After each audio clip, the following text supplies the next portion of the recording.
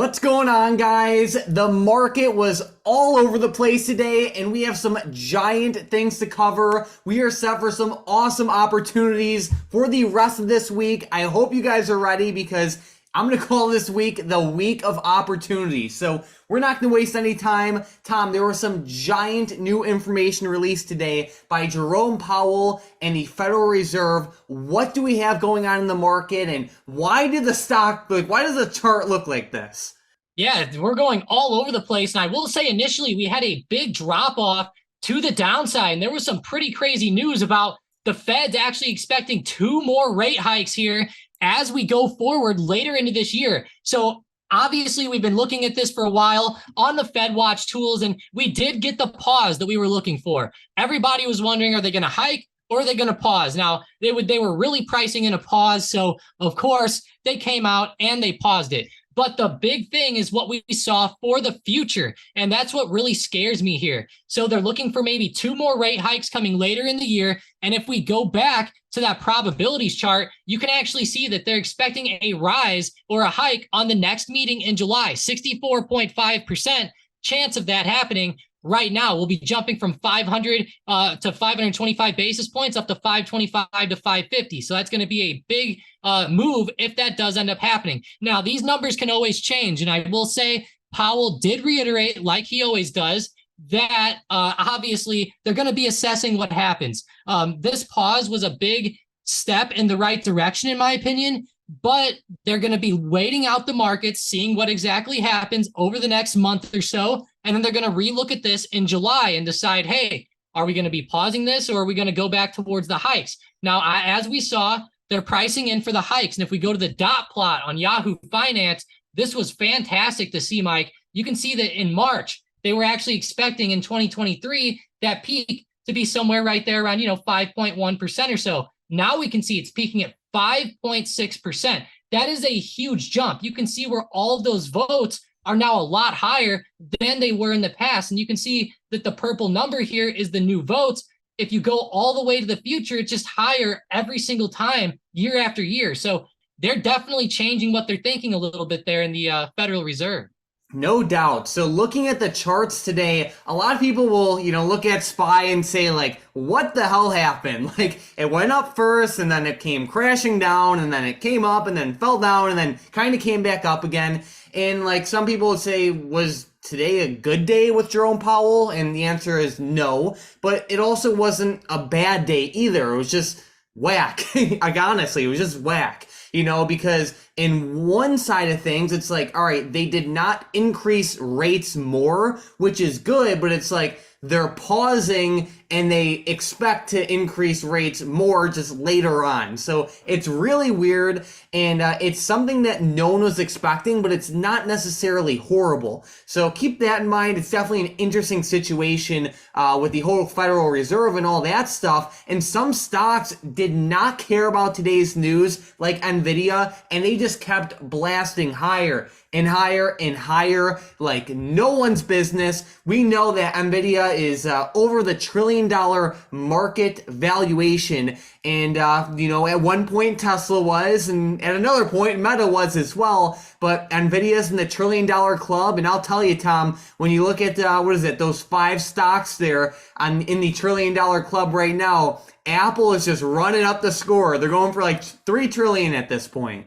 Yeah, that's going to be huge. And I think that whenever we get back, like later in the year, obviously going into next year, whenever those headsets start releasing and stuff like that, I think it's going to get even better for them. But yeah, that stock is just insane. $3 trillion almost on the valuation. You go to that we go out to the daily chart. You can see that we're actually beating that, getting very, very close in after hours to that all-time high there. If we go out to like a 4-hour chart, you can see it a little bit closer. 185 is huge here. And I wanted to point this out on the book map. Once again, for anybody who's not been following, this is a huge area on Apple intraday. We've been watching it nonstop. And with this momentum, I'm really going to be watching this level, Mike. Book maps like the X-ray for the stock market, 556,000 shares were stacked up there pretty much all throughout the day today. That is quite a bit of sellers. If we end up breaking that level to the upside, I think that Apple could really start to run up in the short term.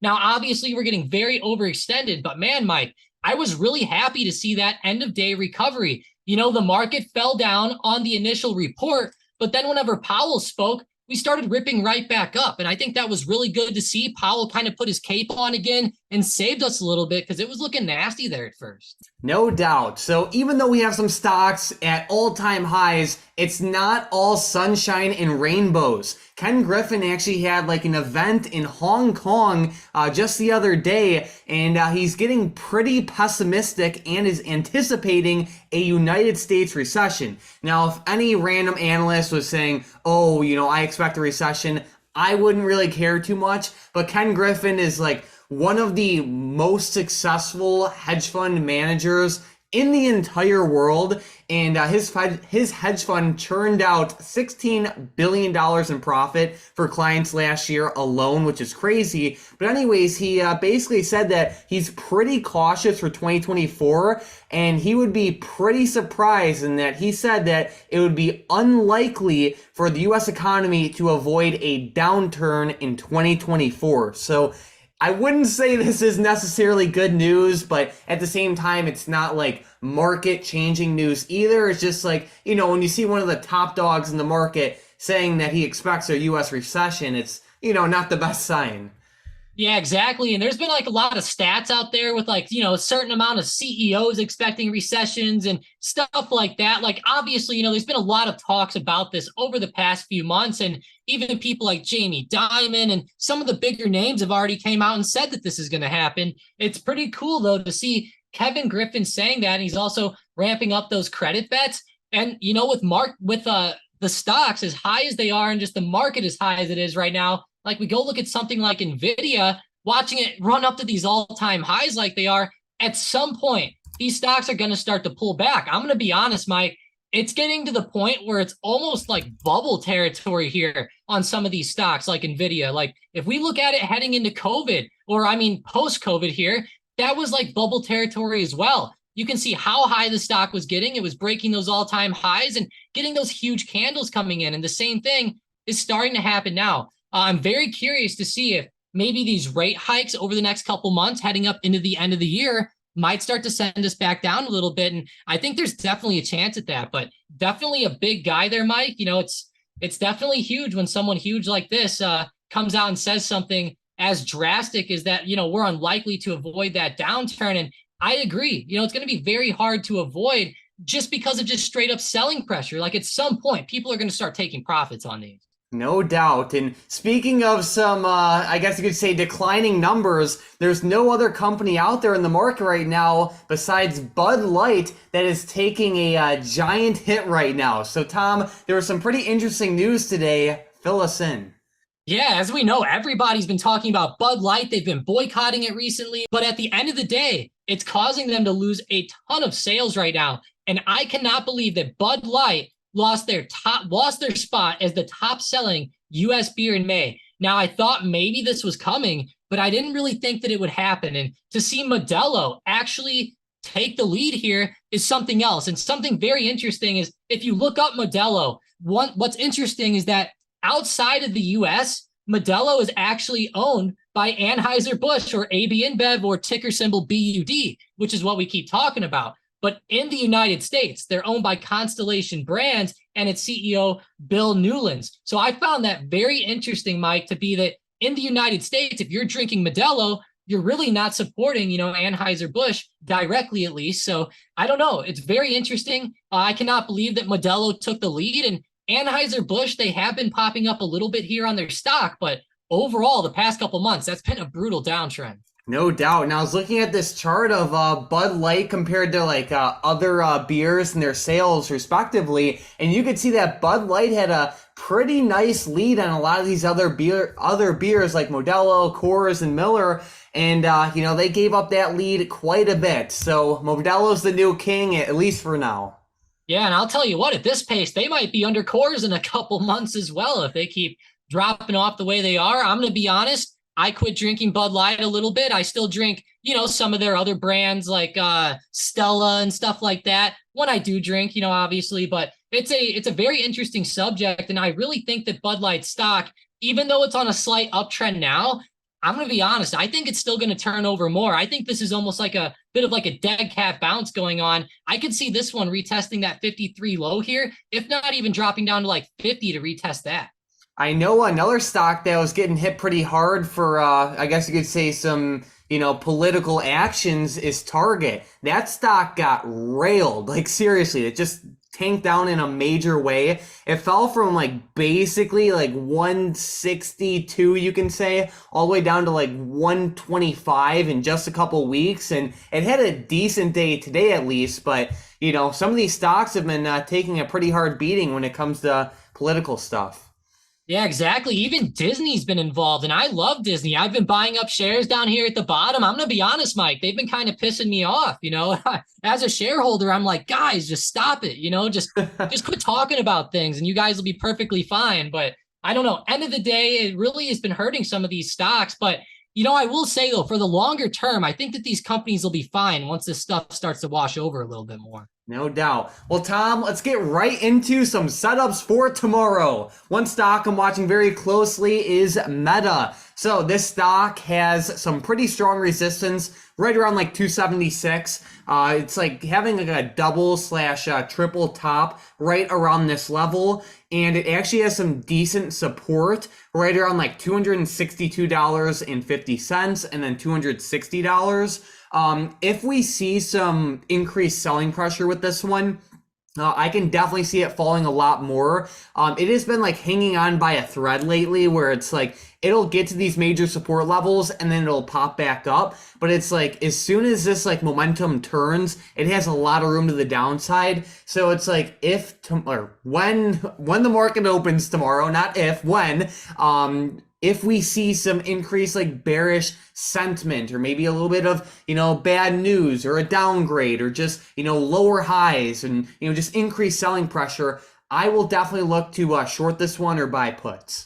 Yeah, definitely. And, it could even be a good like rejection play off this top if you wanted to like front run those, maybe waiting for a rejection there. I will say though, these stocks, they just keep going up lately, but when they turn over, it's going to start to be very fun. And I really like Meta on this case, Mike, because from low to high, they're one of the bigger runners lately. Like from that low to where they are now, it's like over 200%. So definitely a good one, I think, to watch on that front. The first one I have to mention today has to be the powerhouse lately, Nvidia. I just cannot believe how much this one keeps going all the way up to 435. I had to give it some love here because it just keeps running up. Keep it on the radar, guys. It could be good for intraday momentum plays, but I actually didn't even want to talk about this one for a play. One that I've been noticing lately that looks a lot more enticing on the daily chart is Intel, INTC, kind of like a competitor to Nvidia in a way. This stock is also up a ton lately, running up in after hours. If we go to that daily chart, we had a big money play on this one yesterday. There was $21 million put into those October 27 strike calls. And of course, guess what happens today? They run up 4.9% with a ton of momentum. They break that recent resistance at 34. It's one of the best looking stocks I've seen over the past couple of weeks, Mike. It is really running up. The only thing I've seen that's been as awesome as this was Ford whenever it went on its uptrend a couple of weeks ago. Yeah, all I know is that the people who watched and then acted on our video yesterday are probably having a good day with this stock. We made a video especially emphasizing this setup, and I know a couple people have done pretty well off of it so far, and that's just another reason to subscribe if you haven't already. In every single video, we go over a big money trade. In some instances, they're monster trades like this one. That's a $21 million setup. So when you subscribe, you won't miss these opportunities. So subscribe if you haven't already. You'll see our videos recommended to you more often. But another stock I'm watching pretty closely is KWEB. And I know some people are going to hate me for this setup, but it's setting up good right now. Basically, KWEB is like a bunch of China stocks all in one.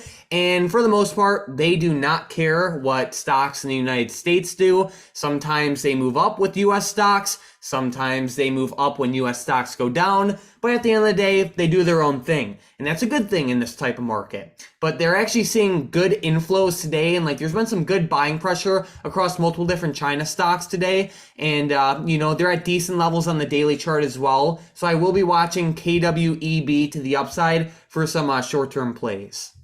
Yeah, that is quite the uptrend lately. I like it. Nice continuations up as these stocks move. I would think Web might follow along too. And, like you said, it's not really too correlated to the US market too much, which honestly, like you said, is great. So I like it in that sense. I cannot go without talking about Apple though, Mike. This stock is amazing. And, I know I talked about it a little while ago at that 185 resistance there.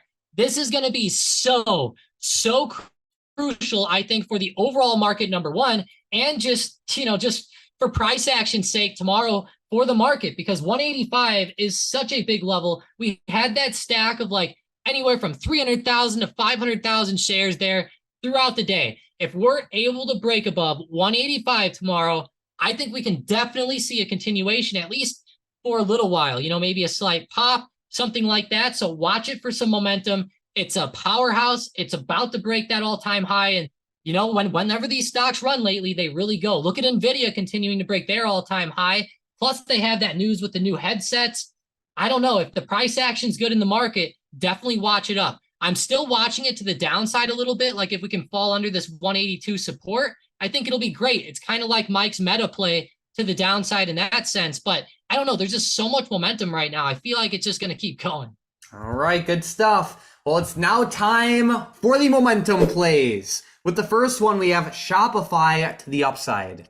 Yeah, this one's fantastic. I love this setup. Nice double top up here. I actually already had the levels plotted because I've been watching it myself as well. Go ahead and make it break above 66.60. That's a huge level up there. All right, with the next one, we have Alibaba also to the upside. Yeah, the China stocks again, Mike. Yeah, we're two China stocks tonight. Go ahead and make them break out above $90.15. And man, these things are on some runners right now. With the last one, we have Google to the downside.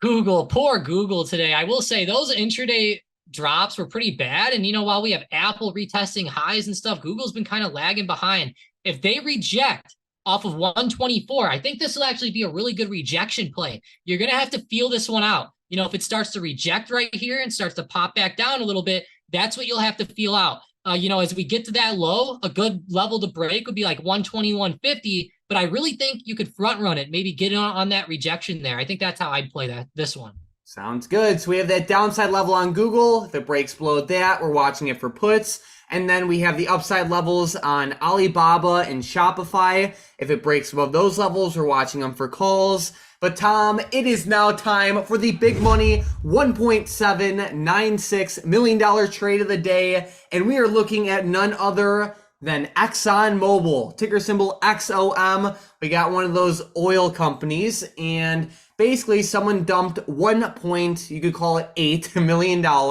into the 120 strike put options that expire on July 21st of 2023. Right now, ExxonMobil is right around $105. So these put options are in the money. If you don't understand how options work, all you need to know is that this is basically a trade where someone is betting $1.8 million that ExxonMobil will fall a lot between right now and July 21st. The more it falls, the more millions they make. Given that this put option is in the money and that there's about a month worth of time, it is a pretty bearish sign. And Tom, would you say, looking at ExxonMobil's chart right now, the stock's at 105, but what are the next key levels to the downside that it has?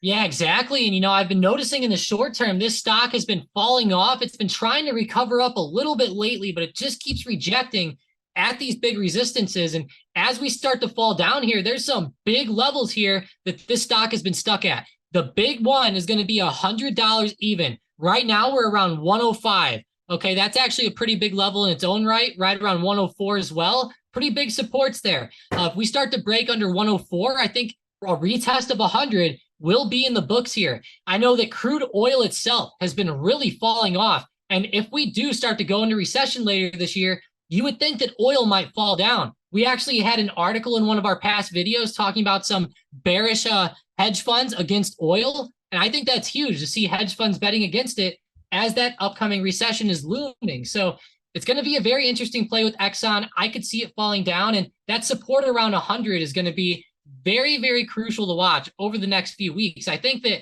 it could even be a good play as like a front run just to test that. Good stuff. So we're set for some pretty good movement for the next couple days. And if you guys are into short-term trading, check out this link in the description in the comments down below. It'll be that first link down below. Our bots have crushed it today with Meta and Baba. If you're into short-term trading, this is the program for you. We have custom bots that you won't find anywhere else that call out options day trades. But we also have a bunch of other great tools for short-term trading. And you get access to multi-million-dollar smart money hedge fund trades every single day before the market closes.